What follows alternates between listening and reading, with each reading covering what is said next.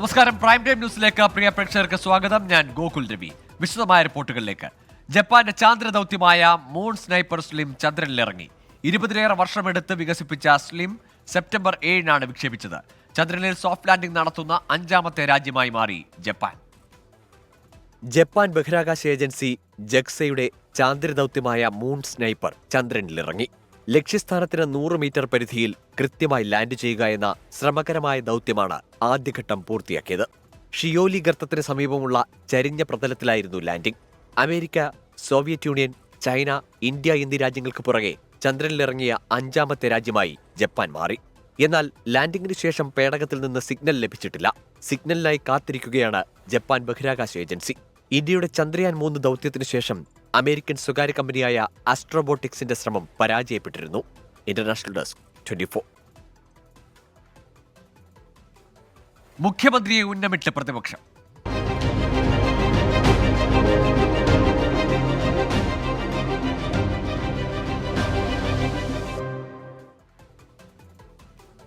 എക്സാലോജിക്കിനെതിരായ registrar of companies റിപ്പോർട്ടിൽ വീണ വിജയനെ പരിരക്ഷിക്കേണ്ട ആവശ്യം CPIM-നില്ലെന്ന് സംസ്ഥാന സെക്രട്ടറി. മുഖ്യമന്ത്രിക്കും സർക്കാരിനുമെതിരായ രാഷ്ട്രീയ പ്രചാരണത്തെ പ്രതിരോധിക്കുമെന്നും MV ഗോവിന്ദൻ പറഞ്ഞു. മുഖ്യമന്ത്രിക്കെതിരായ ആക്രമണത്തിന് പിന്നിൽ BJP അജണ്ടയെന്ന് ബിനോയ് വിശ്വം ആരോപിച്ചു. രേഖകൾ പൊതുജനങ്ങൾക്ക് മുന്നിൽ ഹാജരാക്കാനായിരുന്നു പ്രതിപക്ഷ നേതാവിന്റെ വെല്ലുവിളി. എക്സാലോജിക്കിനെതിരായ രജിസ്ട്രാർ ഓഫ് കമ്പനീസിന്റെ റിപ്പോർട്ടിൽ മുഖ്യമന്ത്രിയുടെ പേര് പരാമർശിച്ചതിനു പിന്നാലെ പ്രതിരോധം തീർത്ത് ഇടതുമുന്നണി നേതാക്കൾ. എക്സാലോജിക്കിന്റെ പേരിൽ മുഖ്യമന്ത്രിക്കെതിരെ ബോധപൂർവമായ രാഷ്ട്രീയ പ്രചാരണം നടക്കുന്നുവെന്ന് CPIM സംസ്ഥാന സെക്രട്ടറി MV ഗോവിന്ദൻ. പുകമറ സൃഷ്ടിച്ച മുഖ്യമന്ത്രിയിലേക്കുള്ള വഴി ഇതാ എന്ന് പ്രഖ്യാപിക്കലാണ് ഇപ്പോൾ നടക്കുന്നതെന്നും CPIM സംസ്ഥാന സെക്രട്ടറി. അന്വേഷണം നടത്തി ഒരു പുകമറ സൃഷ്ടിച്ച് മുഖ്യമന്ത്രിയിലേക്ക് എത്താനുള്ള വഴി ഇതാണ് എന്ന് പ്രചരിപ്പിക്കുന്നത് വളരെ വളരെ തെറ്റായ ഒരു നിലപാടാണ്. ഇത് തെരഞ്ഞെടുപ്പിൻ്റെ കേളിക്കൂട്ട് എന്ന രീതിയിലുള്ള പ്രചരണത്തിന് മാത്രമാണ് അവരുദ്ദേശിക്കുന്നത് എന്ന് പറയാനാണ് ഞാൻ ഇത്രയും കാര്യങ്ങൾ പറഞ്ഞത്. കേന്ദ്ര ഏജൻസികൾ പ്രവർത്തിക്കുന്നത് BJP നിർദ്ദേശപ്രകാരമെന്ന് CPI സംസ്ഥാന സെക്രട്ടറി ബിനോയ് വിശ്വം.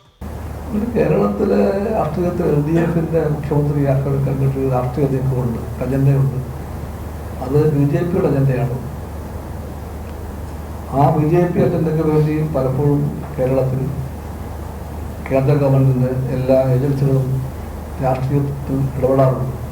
വീണ വിജയന് CPIM പരിരക്ഷ നൽകേണ്ട ആവശ്യമില്ലെന്നാണ് സംസ്ഥാന സെക്രട്ടറിയുടെ നിലപാടെങ്കിൽ LDF കൺവീനറുടെ അഭിപ്രായം ഇങ്ങനെ.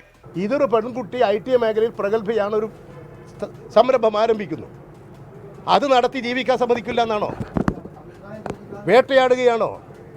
ഒരു സ്ത്രീത്വത്തെയാണ് വേട്ടയാടുന്നത്. വിഷയത്തിൽ CPIM പ്രതിരോധത്തിലായതോടെ വിമർശനം കടുപ്പിക്കുകയാണ് പ്രതിപക്ഷം. അന്വേഷണം അട്ടിമറിക്കാൻ കേന്ദ്ര സഹമന്ത്രി V മുരളീധരന്റെ ഇടനിലയിൽ BJP-യും CPIM-ഉം ധാരണയുണ്ടാക്കിയെന്ന് VD സതീശൻ. അപ്പം മുരളീധരൻ ഇതിനകത്തൊരു പ്രതിയാണ് എന്ന് വെച്ചാൽ ഇടനിലക്കാരനാണ്. ഈ പിണറായി വിജയനും സംഘപരിവാറുമായിട്ടുള്ള സെറ്റിൽമെന്റിന്റെ ഇടനിലക്കാരനാണ്. മുഖ്യമന്ത്രിയുടെ മകൾക്കെതിരായ ആരോപണം ഹൈക്കോടതിയുടെ മേൽനോട്ടത്തിൽ കേന്ദ്ര ഏജൻസി അന്വേഷിക്കണമെന്ന് K മുരളീധരൻ MP പറഞ്ഞു. ROC റിപ്പോർട്ടിൽ മുഖ്യമന്ത്രിയുടെ പേര് പരാമർശിച്ചത് യുക്തിരഹിതമെന്നായിരുന്നു മന്ത്രി P രാജീവിന്റെ പ്രതികരണം. വിവിധ ബ്യൂറോകൾക്കൊപ്പം 24 തിരുവനന്തപുരം. ചിന്നക്കനാലിലെ റിസോർട്ടുമായി ബന്ധപ്പെട്ട പരാതിയിൽ മാത്യു കുഴൽനാടൻ MLA-യുടെ മൊഴിയെടുക്കും. നാളെ രാവിലെ 10 മണിക്ക് വിജിലൻസിന് മുന്നിൽ ഹാജരാകാനാണ് നിർദ്ദേശം. റിസോർട്ടിന്റെ രജിസ്ട്രേഷനിൽ നികുതി വെട്ടിപ്പ് നടത്തിയെന്ന പരാതിയിൽ പ്രാഥമിക അന്വേഷണത്തിന്റെ ഭാഗമായിട്ടാണ് മൊഴിയെടുക്കുന്നത്. അയോധ്യ ഒരുങ്ങുന്നു.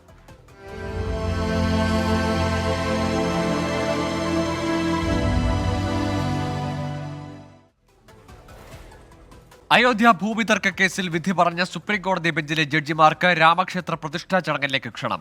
മുൻ ചീഫ് ജസ്റ്റിസ് രഞ്ജൻ ഗൊഗോയ്, നിലവിലെ ചീഫ് ജസ്റ്റിസ് DY ചന്ദ്രചൂഡ് എന്നിവർ ഉൾപ്പെടെ 5 പേർക്കാണ് ക്ഷണം. പ്രതിഷ്ഠാ ദിനത്തിൽ കേന്ദ്ര സർക്കാർ സ്ഥാപനങ്ങൾക്ക് അവധി പ്രഖ്യാപിച്ചതിനെ ചോദ്യം ചെയ്ത് CPIM രംഗത്തെത്തി. അയോധ്യ കേസിൽ വിധി പ്രഖ്യാപിച്ചത് അന്നത്തെ ചീഫ് ജസ്റ്റിസ് ആയിരുന്ന ജസ്റ്റിസ് രഞ്ജൻ ഗൊഗോയിയുടെ അധ്യക്ഷതയിലുള്ള 5-അംഗ ബെഞ്ചായിരുന്നു. പ്രാണപ്രതിഷ്ഠാ ചടങ്ങിന്റെ ഭാഗമാകാൻ ബെഞ്ചിലെ 5 അംഗങ്ങളെയും ട്രസ്റ്റ് ക്ഷണിച്ചു. അയോധ്യ കേസിൽ വിധി പ്രഖ്യാപിച്ച ബെഞ്ചിലെ അംഗങ്ങൾ പ്രാണപ്രതിഷ്ഠാ ചടങ്ങിൽ പങ്കെടുക്കുന്നത് ഉചിതമാകും എന്നതുകൊണ്ടാണ് ക്ഷണമെന്ന് ട്രസ്റ്റ് വിശദീകരിച്ചു. അയോധ്യയിലെ പ്രതിഷ്ഠാ ചടങ്ങിലേക്ക് വ്യക്തികളെ ക്ഷണിക്കാൻ BJP-ക്കും RSS-നും എന്തധികാരമെന്ന് ജമ്മുകശ്മീർ മുൻ മുഖ്യമന്ത്രി ഫറൂഖ് അബ്ദുള്ള ചോദിച്ചു. ശ്രീരാമൻ എല്ലാവരുടേതുമാണ്. രാമക്ഷേത്രം സന്ദർശിക്കാൻ അതുകൊണ്ട് തന്നെ ആരുടെയും ക്ഷണം ആവശ്യമില്ല. वो विश्व का राम है, वो एक तबके का राम नहीं है, ये बात याद रखिएगा. ये जो फैला रहे हैं हिंदू हिंदू हिंदू, वो गलत है. ये अपनी पुस्तकें नहीं जानते हैं. राम विश्व का राम है, याद रखिएगा. പ്രാണപ്രതിഷ്ഠാ ദിനത്തിൽ പകുതി ദിവസം അവധി പ്രഖ്യാപിച്ച നടപടിയെ CPIM-ഉം വിമർശിച്ചു. കേന്ദ്ര സർക്കാർ നടപടി ഭരണഘടനാ വിരുദ്ധമാണെന്നാണ് CPIM-ന്റെ ആക്ഷേപം. ഭരണകൂടം മതത്തിന്റെ നിറമില്ലാത്തതായിരിക്കണമെന്ന സുപ്രീം കോടതി മാർഗനിർദ്ദേശം നിലനിൽക്കുന്നുണ്ടെന്നും CPIM ചൂണ്ടിക്കാട്ടി. രാമക്ഷേത്ര ഉദ്ഘാടനത്തിന് ശേഷമുള്ള ദിവസങ്ങളിൽ ഡൽഹി മുഖ്യമന്ത്രി അരവിന്ദ് കെജ്രിവാൾ അടക്കമുള്ള പ്രതിപക്ഷ നിരയിലെ പാർട്ടികളുടെ നേതാക്കന്മാരിൽ ചിലർ അയോധ്യ സന്ദർശിക്കാൻ തീരുമാനിച്ചിട്ടുണ്ട്. രാമനോടല്ല BJP-യോടാണ് തങ്ങൾക്കുള്ള എതിർപ്പ് എന്നത് വ്യക്തമാക്കുകയാണ് ഈ സന്ദർശനം വഴി അവരുടെ ലക്ഷ്യം. ക്യാമറമാൻ ജോഗേഷ് സിംഗിനൊപ്പം അയോധ്യയിൽ നിന്നും R. രാധാകൃഷ്ണൻ. അയോധ്യ രാമക്ഷേത്രത്തിൽ പ്രതിഷ്ഠയ്ക്ക് മുന്നോടിയായുള്ള പൂജകളും ചടങ്ങുകളും പുരോഗമിക്കുന്നു. താൽക്കാലിക ക്ഷേത്രത്തിൽ നാളെ മുതൽ പൊതുജനങ്ങൾക്ക് ദർശനം അനുവദിക്കില്ല. പ്രതിഷ്ഠാ ചടങ്ങിലേക്ക് ക്ഷണമുള്ളവർക്ക് മാത്രമാണ് അയോധ്യ നഗരപരിധിയിൽ പ്രവേശനം. ഉത്തർപ്രദേശ് മുഖ്യമന്ത്രി യോഗി ആദിത്യനാഥ് നേരിട്ടെത്തി ഒരുക്കങ്ങൾ വിലയിരുത്തി. പ്രാണപ്രതിഷ്ഠയ്ക്ക് മുന്നോടിയായി സുപ്രധാനമാണ് അഗ്നിസ്ഥാപനം. പുതിയ ശ്രീരാമക്ഷേത്രത്തിലെ അഗ്നിസ്ഥാപന ചടങ്ങിന് ഇന്ന് 100-ൽ പരം സന്യാസിവര്യന്മാർ കാർമ്മികത്വം വഹിച്ചു. നവഗ്രഹ സ്ഥാപനവും ഇന്ന് പൂർത്തിയായി. ഹവനമടക്കമുള്ള ചടങ്ങുകളും ആരംഭിച്ചിട്ടുണ്ട്. പ്രാണപ്രതിഷ്ഠാ ചടങ്ങിന് മുന്നോടിയായി അയോധ്യയിലെ ഒരുക്കങ്ങളും സുരക്ഷാ സംവിധാനവും യോഗി ആദിത്യനാഥിന്റെ നേതൃത്വത്തിൽ ഇന്ന് വിലയിരുത്തി. പ്രഖ്യാപിച്ച നിയന്ത്രണങ്ങൾ കർശനമായി നടപ്പാക്കാൻ എല്ലാവരും സഹകരിക്കണമെന്ന് അയോധ്യ മേയർ ഗിരീഷ് പതി ത്രിപാഠി ആവശ്യപ്പെട്ടു. पूरी तैयारी है और अच्छे से सारी तैयारियों को पिछले काफ़ी दिनों से हम लोग प्लान करके सारी चीज़ों को हम लोग कर रहे थे. तो कुल मिला के सारी तैयारियां प्रकाश की, सफाई की, पेयजल की, सैनिटेशन की, लोगों के रात्रि प्रवास की, सारी व्यवस्थाएं लगभग पूर्ण कर ली गई. അയോധ്യയിലെ താൽക്കാലിക രാമക്ഷേത്രത്തിലെ ദർശനം ഇന്ന് അവസാനിക്കും. പ്രാണപ്രതിഷ്ഠയ്ക്ക് ശേഷം പുതിയ ക്ഷേത്രത്തിൽ 23 മുതലാണ് ഇനി ദർശനാനുമതി. താൽക്കാലിക ക്ഷേത്രത്തിലെ രാംലല്ല വിഗ്രഹവും ഗർഭഗൃഹത്തിൽ സ്ഥാപിക്കും. ഉത്സവ വിഗ്രഹമായാകും താൽക്കാലിക ക്ഷേത്രത്തിലെ രാംലല്ല ഇനി കണക്കാക്കുക. അയോധ്യയിലേക്കുള്ള ട്രെയിനുകൾ 23-ാം തീയതി വരെ നിർത്തിയിട്ടുണ്ട്. ക്ഷേത്രത്തിലെ പ്രാണപ്രതിഷ്ഠയ്ക്ക് പ്രത്യേക ക്ഷണമെനുസരിച്ച് വരുന്ന 7000-ഓളം പേർക്കും വോളണ്ടിയർമാർക്കും മാത്രമാകും ഇനി അയോധ്യയിലേക്ക് പ്രവേശനം. അയോധ്യ പ്രാണപ്രതിഷ്ഠയുമായി ബന്ധപ്പെട്ട് ശ്രീപത്മനാഭസ്വാമി ക്ഷേത്രത്തിൽ നിന്ന് ഉപഹാരമായ ഓണവില്ലുമായുള്ള യാത്രകളടക്കം അയോധ്യയിലെത്തും. ശക്തമായ സുരക്ഷാ സംവിധാനങ്ങൾക്ക് നടുവിലാണ് അയോധ്യ ഇപ്പോഴുള്ളത്. 23-ാം തീയതി വരെ ഇത് തുടരും. ക്യാമറമാൻ ജോഗേഷ് സിംഗിനൊപ്പം അയോധ്യയിൽ നിന്നും R. രാധാകൃഷ്ണൻ, 24. അയോധ്യ രാമക്ഷേത്രത്തിൽ പ്രതിഷ്ഠയ്ക്ക് മുന്നോടിയായി നാളെ മുതൽ കർശന നിയന്ത്രണങ്ങളാണ്. CRPF-ന്റെ നേതൃത്വത്തിലാണ് സുരക്ഷാ ക്രമീകരണങ്ങൾ വിലയിരുത്തുന്നത്. ട്രസ്റ്റ് ഭാരവാഹികളുടെ നേതൃത്വത്തിൽ നാളെ അവസാനഘട്ട വിലയിരുത്തൽ യോഗം ചേരും. കൂടുതൽ വിവരങ്ങളുമായി R. രാധാകൃഷ്ണൻ അയോധ്യയിൽ നിന്ന് ഇറക്കിയ റിപ്പോർട്ടിലേക്ക്. അയോധ്യയിലെ ശ്രീരാമക്ഷേത്രത്തിൽ നടന്നുവരുന്ന പൂജകളിൽ നാളെ വളരെ പ്രധാനപ്പെട്ട ഒരു ദിവസമാണ്. ഒപ്പം അയോധ്യയിലെ ശ്രീരാമക്ഷേത്രത്തിന്റെ പ്രാണപ്രതിഷ്ഠയുമായി ബന്ധപ്പെട്ടിട്ട് വളരെ പ്രധാനപ്പെട്ട നിയന്ത്രണങ്ങൾ വരുന്ന ഒരു ദിവസവുമാണ് നാളെ. നാളത്തെ പ്രധാനപ്പെട്ട നിയന്ത്രണങ്ങളിൽ ഏറ്റവും ആദ്യത്തേത് അയോധ്യയിലേക്ക് ദർശനം, താൽക്കാലിക ക്ഷേത്രത്തിൽ ദർശനം ഉണ്ടാകില്ല എന്നുള്ളതാണ്. ഒപ്പം അയോധ്യയിൽ നിന്നുള്ള ട്രെയിൻ സർവീസുകൾ 23-ാം തീയതി വരെ ഇനി ഉണ്ടാകില്ല. അയോധ്യയിലേക്ക് പ്രവേശനം സാധാരണ ഈ ക്ഷണ കത്തുകൾ 7000 പേരെയാണ് ക്ഷണിച്ചിരിക്കുന്നത്. അവർക്ക് ക്ഷണക്കത്തുകളും വിതരണം ചെയ്തിട്ടുണ്ട്. അവർക്ക് മാത്രമായിരിക്കും നാളെ പ്രവേശനം ഉണ്ടാവുക. മുഖ്യമന്ത്രി യോഗി ആദിത്യനാഥിന്റെ നേതൃത്വത്തിൽ നാളെയും ഈ സുരക്ഷയടക്കമുള്ള കാര്യങ്ങളെ സംബന്ധിച്ചിട്ടുള്ള വിലയിരുത്തൽ നടക്കും. നാളെ മുതലുള്ള ദിവസങ്ങളിൽ പ്രധാനപ്പെട്ട നേതാക്കന്മാരും കേന്ദ്രമന്ത്രിമാരും ഉൾപ്പെടെയുള്ളവർ ഈ അയോധ്യയിലേക്ക് എത്തുകയാണ്. അതുകൊണ്ട് തന്നെ വലിയ സുരക്ഷാ ക്രമീകരണങ്ങൾ ആണ് ഒരുക്കിയിരിക്കുന്നത്. ഒരു 3-ലെയർ പ്രൊട്ടക്ഷനാണ് അയോധ്യയ്ക്ക് നാളെ ഉണ്ടാവുക. അതിൽ CRPF-ന്റെ ഭാഗത്താണ് ഏറ്റവും കേന്ദ്ര അർദ്ധസൈനിക വിഭാഗമായിട്ടുള്ള CRPF-ന്റെ ഭാഗത്തായിരിക്കും പ്രധാനപ്പെട്ട ചുമതല ഉണ്ടാകുന്നത്. ഒപ്പം ഉത്തർപ്രദേശ് പോലീസിന്റെയും പ്രത്യേക പോലീസ് സംഘത്തിന്റെയും നേതൃത്വത്തിലുള്ള സുരക്ഷാ ക്രമീകരണങ്ങളാണ് ഒരുക്കുന്നത്. പഴുതടച്ച സുരക്ഷ ഉറപ്പാക്കുക എന്ന ലക്ഷ്യത്തിന്റെ അടിസ്ഥാനത്തിലാണ് ഇവയെല്ലാം ചെയ്തിരിക്കുന്നത്. അടുത്ത ദിവസം നടക്കുന്ന പ്രാണപ്രതിഷ്ഠയുമായി ബന്ധപ്പെട്ട് 22-ാം തീയതി നടക്കുന്ന പ്രാണപ്രതിഷ്ഠയുമായി ബന്ധപ്പെട്ടിട്ടുള്ള അവസാനഘട്ട വിലയിരുത്തൽ യോഗം നാളെ നടക്കുന്നു എന്നുള്ളത് വളരെ പ്രധാനപ്പെട്ടതാണ്. ട്രസ്റ്റ് ഭാരവാഹികൾ അടക്കമുള്ളവർ നിലവിൽ നടന്നുവരുന്ന ഒരുക്കങ്ങളെ സംബന്ധിച്ചിട്ടുള്ള വിലയിരുത്തൽ നടത്തും. നാളെ സരയൂ നദിയിൽ നിന്ന് കൊണ്ടുവരുന്ന ജലം ഉപയോഗിച്ച് രാംലല്ലയ്ക്ക് അഭിഷേകം നടത്തുന്നു എന്നുള്ളതും നാളത്തെ ചടങ്ങുകളിൽ ഏറ്റവും പ്രധാനപ്പെട്ടതായിരിക്കും. അതിനുശേഷമുള്ള മണിക്കൂറുകളിൽ രാംലല്ല അടച്ച് പുതിയ ക്ഷേത്രം അടയ്ക്കുന്ന ഒരു സാഹചര്യമാകും ഉണ്ടാവുക. അതിനുശേഷം ഈ പ്രാണപ്രതിഷ്ഠയുമായി ബന്ധപ്പെട്ടിട്ടുള്ള ചടങ്ങുകൾക്കാകും പിന്നീട് ഈ ക്ഷേത്രത്തിൽ തുറക്കുക എന്നുള്ളത്. ക്ഷേത്രത്തിൽ നിലവിൽ നടന്നുവന്ന പുറത്ത് നടക്കുന്ന പൂജകളുടെ ഒരു തുടർച്ച അതിന് സമാന്തരമായിട്ട് നടക്കുകയും ചെയ്യും. അയോധ്യയിലേക്ക് ഇന്ന് വലിയ ജനപ്രവാഹമാണ് ഉണ്ടായത്. അവസാന ദിവസത്തെ സന്ദർശനം രാംലല്ലയിൽ, താൽക്കാലിക ക്ഷേത്രത്തിലെ രാംലല്ലയിൽ നടത്താൻ വേണ്ടിയിട്ടുള്ള പ്രവാഹമായിരുന്നു ഇന്ന് ഉണ്ടായിരുന്നത്. ഇന്ന് ഈ മടങ്ങുന്ന ഇവിടെ നിന്നുള്ള ഭക്തർ മടങ്ങുന്ന ഇതിന് തുടർച്ചയായിട്ട് ഈ നിയന്ത്രണങ്ങളും, ശക്തമായിട്ടുള്ള നിയന്ത്രണങ്ങളും രാത്രിയോടുകൂടി വരും. സരയു അടക്കമുള്ള മേഖലകളിലൊക്കെ ഈ സുരക്ഷാ സൈനികരെ ഇതിനകം തന്നെ വിന്യസിച്ചിട്ടുണ്ട്. എല്ലായിടങ്ങളിലും അയോധ്യ ഒരു കനത്ത സുരക്ഷാ ക്രമീകരണത്തിന്റെ വലയിലായിട്ടുണ്ട് എന്ന് വേണം നമുക്ക് ഈ ഘട്ടത്തിൽ പറയാനായിട്ട് സാധിക്കുക. അയോധ്യ രാമക്ഷേത്രത്തിലെ പ്രാണപ്രതിഷ്ഠാ ചടങ്ങ് നടക്കുന്ന തിങ്കളാഴ്ച റിസർവ് ബാങ്ക് ഓഫ് ഇന്ത്യ മണി മാർക്കറ്റുകൾക്ക് അവധി പ്രഖ്യാപിച്ചു. പൊതുമേഖലാ ബാങ്കുകൾക്കും ഇൻഷുറൻസ് കമ്പനികൾക്കും അർദ്ധാവധിയും പ്രഖ്യാപിച്ചു. ഉച്ചയ്ക്ക് 2:30 വരെയാണ് അവധി നൽകിയിട്ടുള്ളത്. നേരത്തെ പ്രതിഷ്ഠാ ദിനത്തിൽ കേന്ദ്ര സർക്കാർ ജീവനക്കാർക്കും അർദ്ധ അവധി പ്രഖ്യാപിച്ചിരുന്നു. KSRTCയിലെ ഇലക്ട്രിക് ബസ്സുകളെ ചൊല്ലി LDF-ൽ പോരുമുറുകുന്നു. ഇലക്ട്രിക് ബസ്സുകളെ പറ്റിയുള്ള KB ഗണേഷ് കുമാറിന്റെ നിലപാട് CPIM തള്ളി. ജനോപകാരപ്രദമായ സേവനങ്ങൾ നിർത്തലാക്കില്ലെന്ന് സംസ്ഥാന സെക്രട്ടറി MV ഗോവിന്ദൻ വ്യക്തമാക്കി. ഗതാഗത മന്ത്രിയെ വിമർശിച്ച് VK പ്രശാന്ത് MLA-യും തിരുവനന്തപുരം മേയറും രംഗത്തെത്തി. ഇലക്ട്രിക് ബസ്സുകൾ നഷ്ടമാണെന്നും ഇനി വാങ്ങില്ലെന്നുമുള്ള ഗതാഗത മന്ത്രിയുടെ പരാമർശമാണ് വിവാദത്തിനിടയാക്കിയത്. പിന്നാലെ ഫേസ്ബുക്കിലൂടെ VK പ്രശാന്ത് MLA-യുടെ പരോക്ഷ വിമർശനം. ഈ ബസ് മലിനീകരണം കുറയ്ക്കുമെന്നും ബസ് സർവീസ് നയപരമായ തീരുമാനമെന്നുമായിരുന്നു ഫേസ്ബുക്ക് പോസ്റ്റ്. തൊട്ടുപിന്നാലെ വിമർശനവുമായി CPM സംസ്ഥാന സെക്രട്ടറി MV ഗോവിന്ദനും രംഗത്തെത്തി. ജനോപകാരപ്രദമായ സർവീസുകൾ നിർത്തില്ലെന്നും മന്ത്രി മാത്രമല്ല മന്ത്രിസഭ ചേർന്നാണ് കാര്യങ്ങൾ തീരുമാനിക്കുന്നതെന്നും KB ഗണേഷ് കുമാറിനെ തള്ളിക്കൊണ്ട പാർട്ടി സെക്രട്ടറി വ്യക്തമാക്കി. അതൊക്കെ നയപരമായ തീരുമാനം തന്നെ എടുത്ത് ജനങ്ങൾക്ക് കിട്ടിക്കൊണ്ടിരിക്കുന്ന സേവനത്തിൽ ഒരു മാറ്റവും വരുത്താൻ ഉദ്ദേശിക്കുന്നില്ല. അതായത് മന്ത്രി പറഞ്ഞ കാര്യം ഉൾപ്പെടെ എല്ലാം ചേർത്തുകൊണ്ടല്ലേ പരിശോധിക്കട്ടെ, നിങ്ങൾ അതിൽ വേദനാവണ്ട. പക്ഷെ സേവനം ജനങ്ങൾക്ക് കിട്ടിക്കൊണ്ടിരിക്കുന്നതിൽ നിന്ന് വ്യത്യസ്തമായ ഒരു തരത്തിലേക്ക് തിരിച്ചു പോക്കുണ്ടാവില്ല. അത് മാത്രമേ ഞാൻ പറഞ്ഞിട്ടുള്ളൂ. നിലപാട് ആവർത്തിച്ച VK പ്രശാന്ത് സർവീസ് ഒഴിവാക്കാൻ കഴിയില്ലെന്നും മന്ത്രിയുടെ ഉദ്ദേശശുദ്ധിയെ സംശയിക്കുന്നില്ലെന്നും കൂട്ടിച്ചേർത്തു. അല്ല, തീർച്ചയായിട്ടും ഇത് ഇലക്ട്രിക് വാഹനങ്ങൾ ഒഴിവാക്കാൻ വേണ്ടി കഴിയില്ലല്ലോ. അത് നയപരമായി LDF-ന്റെ ഒരു തീരുമാനമല്ല. അപ്പോൾ അതിന്റെ ലാഭനഷ്ട സാധ്യതകളെ സംബന്ധിച്ചാണ് അദ്ദേഹം ചൂണ്ടിക്കാണിച്ചത്. അത് അദ്ദേഹം വ്യക്തമാക്കുകയാണെങ്കിൽ തീർച്ചയായിട്ടും അതിനെക്കുറിച്ച് കൂടുതൽ പ്രതികരിക്കാൻ വേണ്ടി കഴിയും. അദ്ദേഹത്തിന്റെ ഉദ്ദേശശുദ്ധിയെന്ന് ഞങ്ങളാരും സംശയിക്കുന്നില്ല. അദ്ദേഹം KSRTCയെ മെച്ചപ്പെടുത്തിയെടുക്കാനുള്ള ശ്രമങ്ങൾ അദ്ദേഹം ആരംഭിച്ചിട്ടുണ്ട്. അതിന്റെ ഭാഗമായി ഓരോന്നായിട്ട് അദ്ദേഹം അനലൈസ് ചെയ്ത് മുന്നോട്ട് പോവുകയാണെന്നാണ് ഞാൻ മനസ്സിലാക്കുന്നത്. പക്ഷെ ഞാൻ പ്രകടിപ്പിച്ച ഒരു കൺസേൺ നഗരവാസികളുടെ ഒരു കൺസേൺ ആണ്. അവരിപ്പോൾ ധാരാളമായിട്ട് ഇലക്ട്രിക് വാഹനങ്ങളെ ആശ്രയിച്ചിട്ടാണ് മുന്നോട്ട് പോകുന്നത്.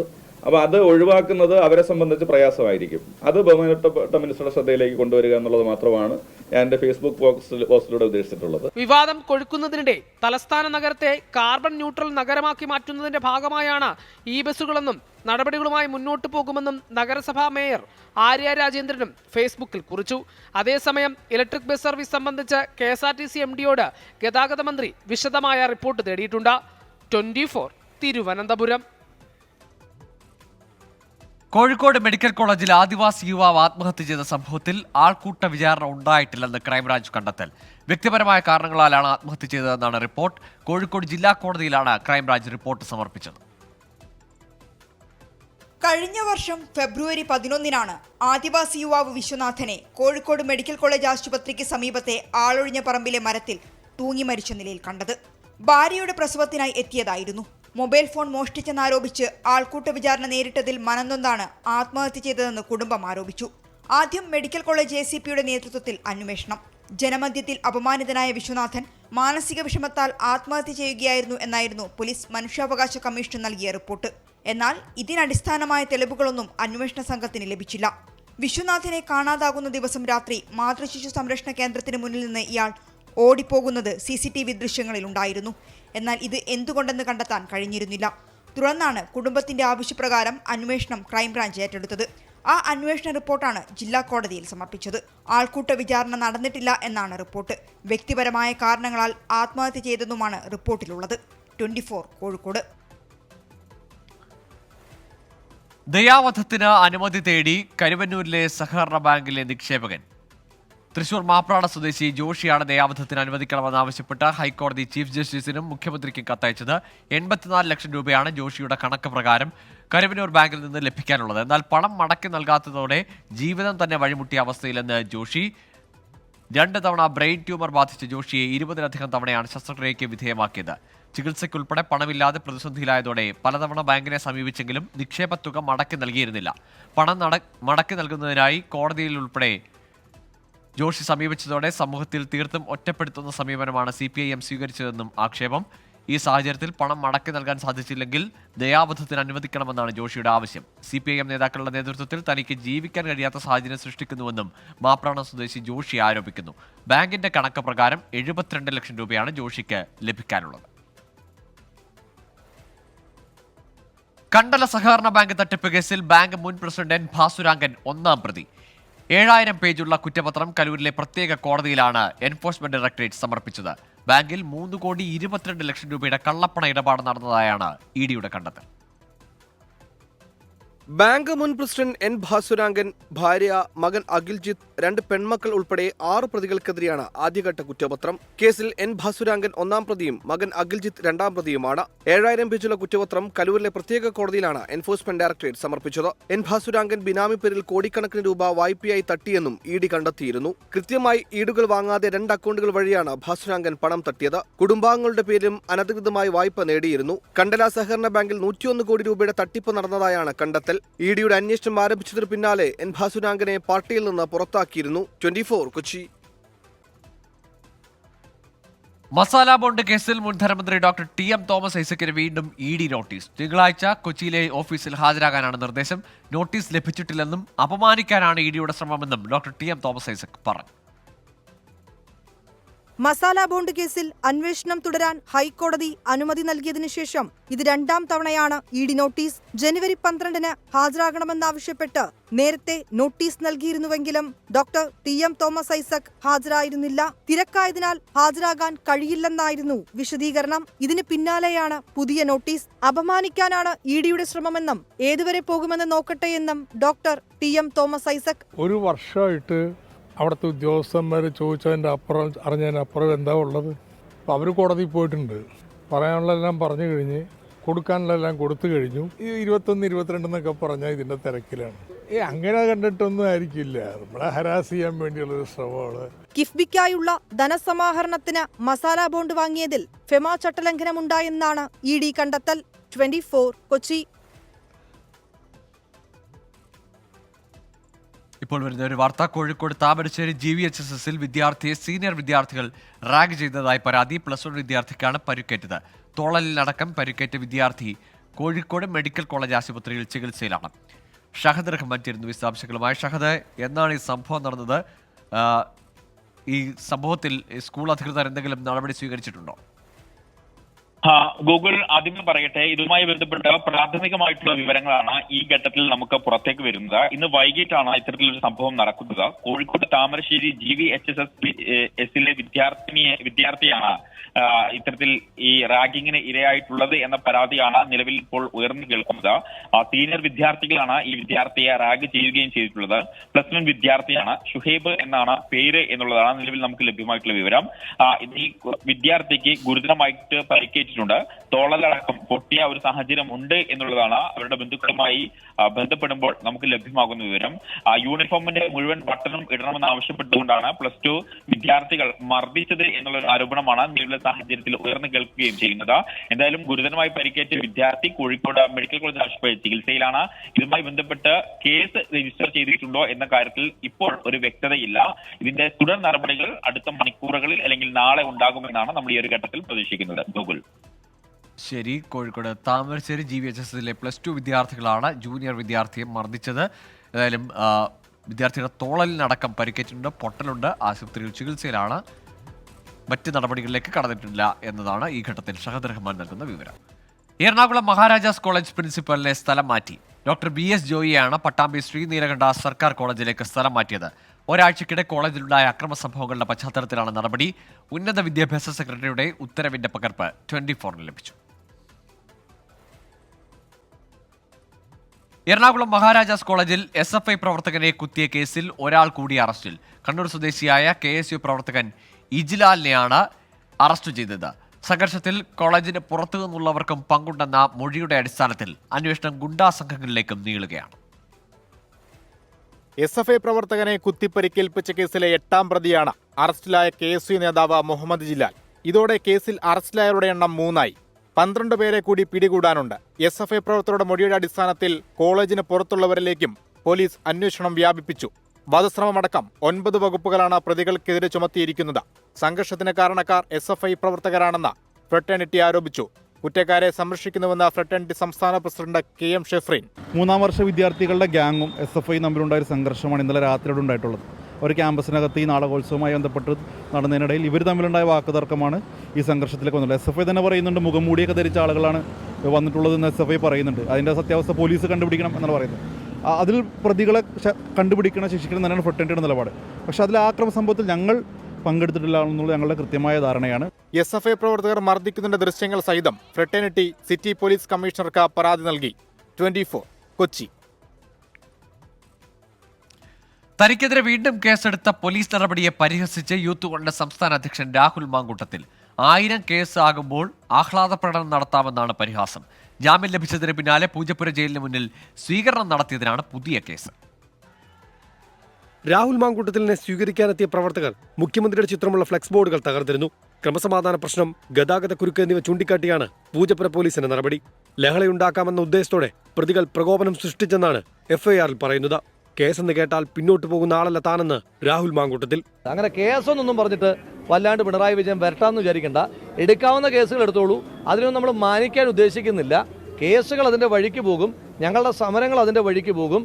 ഈ പിണറായി വിജയന്റെ സർക്കാരിന്റെ ഒടുക്കത്തിന്റെ തുടക്കമാണ് അവർ ഈ ചെയ്തുകൊണ്ടിരിക്കുന്നതല്ല. 12 പേരാണ് പ്രതിപട്ടികയിലുള്ളത്. തിരുവനന്തപുരം ജില്ലാ പ്രസിഡന്റ് നേമം സജീറാണ് കേസിലെ 1ാം പ്രതി. രാഹുൽ മാങ്കൂട്ടത്തിൽ 2ാം പ്രതിയാണ്. കണ്ടാലറിയാവുന്ന 200 യൂത്ത് കോൺഗ്രസ് പ്രവർത്തകരെയും കേസിൽ പ്രതി ചേർക്കും. വരും ദിവസങ്ങളിലും സർക്കാരിനെതിരെയുള്ള പ്രതിഷേധം വ്യാപിപ്പിക്കാനാണ് യൂത്ത് കോൺഗ്രസിന്റെ തീരുമാനം. 24 തിരുവനന്തപുരം. കേന്ദ്ര സർക്കാരിനെതിരായ ഒന്നിച്ചുള്ള സമരത്തിന് ക്ഷണം നിരസിച്ച പ്രതിപക്ഷത്തെ വിമർശിച്ച CPIM സംസ്ഥാന സെക്രട്ടറി MV ഗോവിന്ദൻ. ജനങ്ങളല്ല രാഷ്ട്രീയമാണ് പ്രതിപക്ഷത്തിന് പ്രധാനമെന്ന് വിമർശനം. അതേസമയം സംയുക്ത സമരത്തിൽ പങ്കെടുക്കില്ലെന്നറിയിച്ച് പ്രതിപക്ഷ നേതാവ് മുഖ്യമന്ത്രിക്ക് കത്തു നൽകി.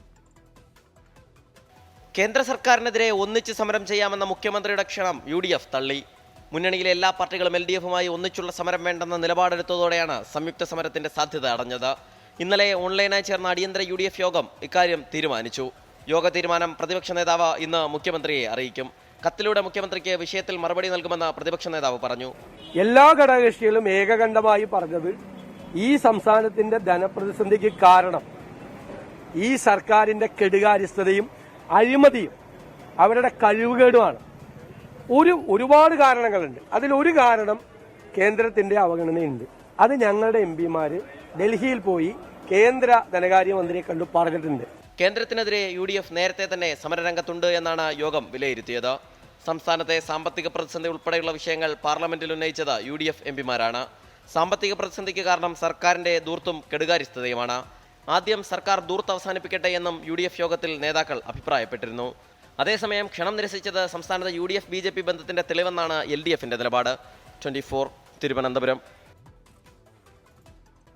സംസ്ഥാനങ്ങളുടെ നികുതി വിഹിതം കുറയ്ക്കാൻ പ്രധാനമന്ത്രി നരേന്ദ്രമോദി ഇടപെട്ടെന്ന് വെളിപ്പെടുത്തൽ. പ്രധാനമന്ത്രിയുടെ ഓഫീസിലെ മുൻ ജോയിന്റ് സെക്രട്ടറി BVR സുബ്രഹ്മണ്യത്തിന്റേതാണ് ഗുരുതര വെളിപ്പെടുത്തൽ. മാധ്യമ കൂട്ടായ്മയായ ദി റിപ്പോർട്ടേഴ്സ് കളക്റ്റീവാണ് റിപ്പോർട്ട് പുറത്തുവിട്ടത്. ദേശീയ ബജറ്റ് രൂപീകരണ വേളയിൽ നടന്ന രഹസ്യ സാമ്പത്തിക ചർച്ചകളെക്കുറിച്ച് centre for social and economic progress കഴിഞ്ഞ വർഷം സംഘടിപ്പിച്ച സെമിനാറിലാണ് BVR സുബ്രഹ്മണ്യത്തിന്റെ വിവാദ വെളിപ്പെടുത്തൽ. 14th Finance Commission, why they did one? They raised the devolution to states to 42%. I was at the heart of the discussion, not hard, a tripartite discussion between Dr. Reddy, me and the Prime Minister. No finance ministry. Should it be 42 or 32 or some number in between? The previous number was 32. Gujarat മുഖ്യമന്ത്രിയായിരിക്കെ Narendra Modi സംസ്ഥാനങ്ങൾക്കുള്ള വിഹിതം 50% ഉയർത്തണമെന്നാവശ്യപ്പെട്ടിരുന്നു. എന്നാൽ പ്രധാനമന്ത്രിയായതിനു പിന്നാലെയുള്ള ആദ്യ ബജറ്റിൽ സംസ്ഥാന വിഹിതം 33-ൽ നിന്ന് 42% വർദ്ധിപ്പിക്കണമെന്ന ശുപാർശ മാറ്റാൻ പിൻവാതിൽ ചർച്ചകൾ നടത്തി എന്നാണ് BVR സുബ്രഹ്മണ്യം വെളിപ്പെടുത്തിയത്. ധനകാര്യ കമ്മീഷൻ വിസമ്മതിച്ചതോടെ സർക്കാരിന് 48 മണിക്കൂർ കൊണ്ട് ബജറ്റിൽ മാറ്റം വരുത്തേണ്ടി വന്നെന്നും റിപ്പോർട്ടിലുണ്ട്. പ്രധാനമന്ത്രിയുടെ ഇടപെടൽ നിയമവിരുദ്ധമെന്ന് പ്രതിപക്ഷ നേതാവ് വി ഡി സതീശൻ പറഞ്ഞു. അല്ല, അങ്ങനെ പ്രധാനമന്ത്രിക്ക് പറയാൻ പാടില്ലല്ലോ. നീതി ആയോഗ് എന്ന് പറയുന്നത് പഴയ പ്ലാനിംഗ് കമ്മീഷന് പകരമായിട്ട് വന്നിരിക്കുന്ന സംവിധാനമാണ്. അത്രയും സ്ഥാപനങ്ങളെ നിയമിക്കുന്നത് തന്നെ സ്വതന്ത്രമായി ടാക്സ് ഡെവല്യൂഷൻ നടത്തുന്നതിന് വേണ്ടിയിട്ടാണ്. ഫെഡറലിസത്തെ തകർക്കുന്ന നടപടിയാണ് കേന്ദ്ര സർക്കാർ നടത്തിയതെന്ന് കോൺഗ്രസ് നേതാവ് ജയ്റാം രമേശും ആരോപിച്ചു. 24 ഡൽഹി. പ്രൈം ഡേ ന്യൂസിലേക്ക് വീണ്ടും. കരിപ്പൂർ വിമാനത്താവളത്തിൽ 1333 ഗ്രാം സ്വർണം കസ്റ്റംസ് പിടികൂടി. ഓമശ്ശേരി സ്വദേശി ഷറഫുദ്ദീൻ, കുമ്പള സ്വദേശി അബ്ദുൽ ലത്തീഫ് എന്നിവർ പിടിയിലായിരിക്കുന്നു. സമീർ ബിൻ കരീം ചേരുന്നുണ്ട് വിവരങ്ങളുമായി. സമീർ, എങ്ങനെയാണ് ഈ സ്വർണ്ണക്കടത്ത് നടത്തിയതിവർ? ഈ കരിപ്പൂർ വിമാനത്താവളത്തിൽ സ്വർണവുമായി 2 പേരാണ് പിടിയിലായത്. ഒന്ന് ഓമശ്ശേരി സ്വദേശി ഷറഫുദ്ദീൻ, മറ്റൊന്ന് കുമ്പള സ്വദേശി അബ്ദുൽ ലത്തീഫ് എന്നിവരാണ് പിടിയിലായിരിക്കുന്നത്. ഇതിൽ ഷറഫുദ്ദീൻ കടത്തിയിരിക്കുന്നത് ഈ ധരിച്ചിരുന്ന പാന്റിൽ സ്വർണം പൗഡറാക്കി തേച്ച് പിടിപ്പിച്ചാണ് കടത്താൻ ശ്രമിച്ചത്. അതോടൊപ്പം തന്നെ ഈന്തപ്പഴത്തിന്റെ കുരു നീക്കം ചെയ്ത് ഈ ഭാഗത്ത് സ്വർണം ഒളിപ്പിച്ച് അതിനുശേഷം ഈ ചോക്ലേറ്റ് കവർ ഉപയോഗിച്ച് റാപ്പ് ചെയ്തും ഇത്തരത്തിലാണ് സ്വർണം കടത്താൻ ശ്രമിച്ചിരിക്കുന്നത്. അതോടൊപ്പം തന്നെ ഈ അബ്ദുൽ ലത്തീഫ് എന്ന് പറയുന്ന യാത്രക്കാരൻ ഈ 6 പെർഫ്യൂം ബോട്ടിലുകൾ എടുത്ത് അതിൽ പെർഫ്യൂം നീക്കം ചെയ്ത് ആ ഭാഗത്ത് സ്വർണം മിശ്രിത രൂപത്തിലാക്കി ഒളിപ്പിച്ചായിരുന്നു കടത്താൻ ശ്രമിച്ചത്. ഇങ്ങനെ 2 കേസുകളിലായി ഏതാണ്ട് 15 ലക്ഷത്തോളം രൂപയുടെ സ്വർണമാണ് നിലവിൽ കസ്റ്റംസ് പിടികൂടിയിരിക്കുന്നത്. ശരി സമീർ, ഏതായാലും പല രൂപത്തിലാണ് പെർഫ്യൂം ബോട്ടിലിനകത്ത് ഈന്തപ്പഴത്തിനകത്തെ കുരു നീക്കി അതിനുള്ളിൽ നിറച്ച് അങ്ങനെ പാൻറിൽ തേച്ച് പിടിപ്പിച്ചുമൊക്കെ പലതരത്തിലുള്ള സ്വർണ്ണക്കടത്തായിരുന്നു. പക്ഷേ അതെല്ലാം പിടികൂടിയിരിക്കുന്നു കസ്റ്റംസ്. ഒരു രാജ്യം ഒരു തെരഞ്ഞെടുപ്പിനെ എതിർത്ത് കോൺഗ്രസ്. ഒരു രാജ്യം ഒരു തെരഞ്ഞെടുപ്പ് ഭരണഘടനയുടെ അടിസ്ഥാന തത്വങ്ങൾക്കെതിരാണെന്നും പാർലമെന്ററി ജനാധിപത്യത്തെ അട്ടിമറിക്കുന്നതാണെന്നും കോൺഗ്രസ് കുറ്റപ്പെടുത്തി. അടിയന്തര സാഹചര്യത്തിലല്ലാതെ സർക്കാരുകളെ പിരിച്ചുവിടാൻ കേന്ദ്രത്തിന് അധികാരമില്ല.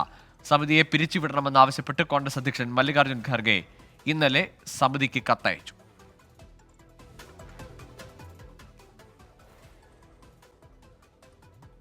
ഡൽഹിക്കും പഞ്ചാബിനും പുറമെ ഗോവയിലും സീറ്റ് ആവശ്യപ്പെട്ട് ആം ആദ്മി പാർട്ടി. ഗോവയിൽ മത്സരിക്കാൻ താൽപര്യം ഉണ്ടെന്നും ഇക്കാര്യം ഇന്ത്യ മുന്നണിയുമായി ചർച്ച നടത്തുകയാണെന്നും ഡൽഹി മുഖ്യമന്ത്രി അരവിന്ദ് കെജ്രിവാൾ അറിയിച്ചു.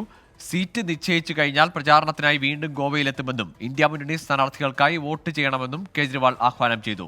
ഇന്ത്യ മുന്നണിയിലെ സീറ്റ് വിഭജന ചർച്ചകൾക്കിടെ ഉത്തർപ്രദേശിൽ സമാജ്വാദി പാർട്ടിയും രാഷ്ട്രീയ ലോക്ദളും സീറ്റ് ധാരണയിലെത്തി. പടിഞ്ഞാറൻ ഉത്തർപ്രദേശിലെ 7 സീറ്റുകൾ രാഷ്ട്രീയ ലോക്ദളിന് നൽകാനാണ് ധാരണ. ബിൽക്കിസ് ബാനോ കൂട്ടബലാത്സംഗ കേസിൽ പ്രതികളായ 11 പേരും ഈ മാസം 21-ന് കീഴടങ്ങണമെന്ന് സുപ്രീംകോടതി നിർദ്ദേശം. കീഴടങ്ങാൻ സാവകാശം തേടി പ്രതികളായ ഗോവിന്ദ് ഭായ്, മിഥേഷ് ചിമൻലാൽ ഭട്ട്, രമേഷ് രൂപ, ഭായ് ചന്ദ്ര എന്നിവർ നൽകിയ ഹർജി തള്ളിയാണ് സുപ്രീംകോടതി നടപടി. 6 ആഴ്ച വരെ സമയം നീട്ടി നൽകണമെന്ന ആവശ്യമാണ് പ്രതികൾ മുന്നോട്ട് വെച്ചത്.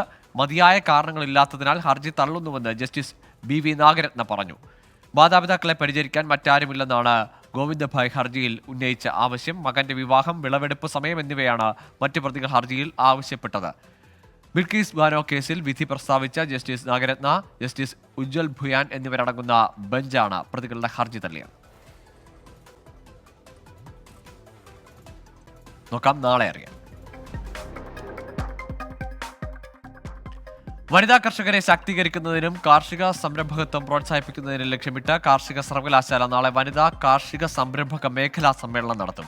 കേന്ദ്രമന്ത്രി ശോഭ കരന്ദിലജെ ഉദ്ഘാടനം ചെയ്യും.